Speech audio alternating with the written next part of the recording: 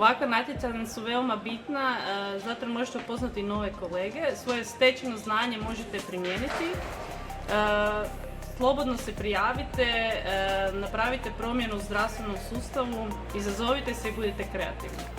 Moja poruka za sve koji se žele prijaviti na sljedeće natjecanje je da je ovo odlična prilika da testirate svoje mogućnosti i svoje vještine programiranja, objašnjavanja, da radite u jednom timu koji je stvarno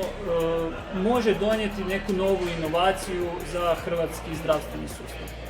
Ja bih volio poručiti svim natjecateljima budućim da ne planiraju previše, već da se prijave na novi izazov,